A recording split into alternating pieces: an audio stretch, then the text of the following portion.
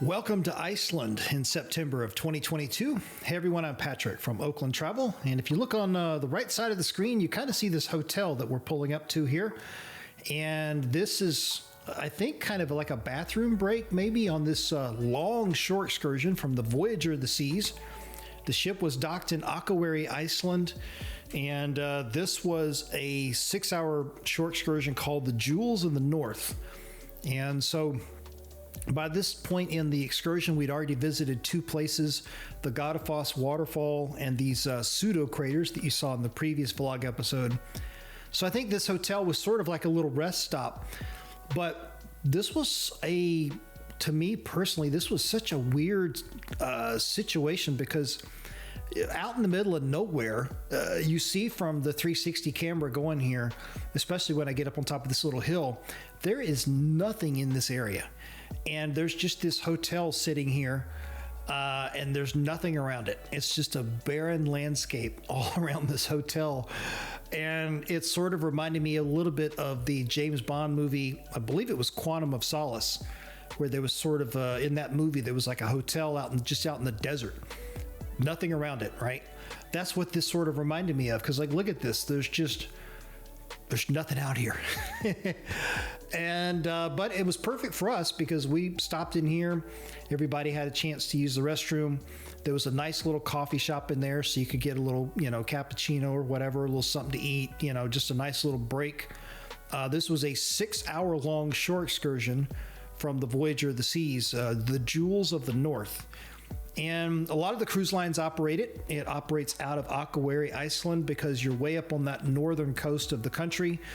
A lot of cool things that are in reach of the cruise terminal. You get on the bus and you go 45 minutes in this direction to see this, and then, an hour over this direction to see this. I mean, it's a long excursion because there's a lot of travel in between each of the locations. So, they only give you a certain amount of time at each stop to enjoy, whatever the thing is. But, it's the most economical way. It's the smartest way to be able to see this area when you take into account that the ship is only in port in Akureyri for 8 hours or something like that, a very limited amount of time. And you could get off the ship in Akureyri and just not do anything, just go into town, do a little shopping or whatever. Or you jump on one of these shore excursions and you get a chance to get out and see the country, and you see beautiful surroundings like this. You could get off the ship and try to do something like this on your own, but then you have to worry about, making it back to the ship on time. And, it's one of those things, if you go off on your own and you're late, they might very well leave you behind. So, but if you're on a Royal Caribbean sponsored shore excursion, they will have to wait. So that's one of the other beauties of doing it.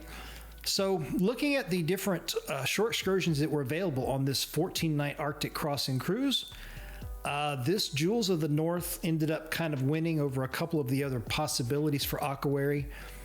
Looking at the different places that it would take us to and just sort of weighing all the different factors, we decided on this one excursion. And the waterfall at the beginning, the pseudo craters, those were pretty neat.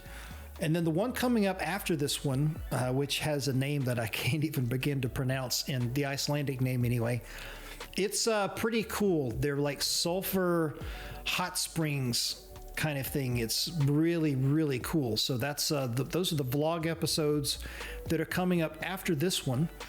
And again, this is a Voyager of the Seas shore excursion in September of 2022.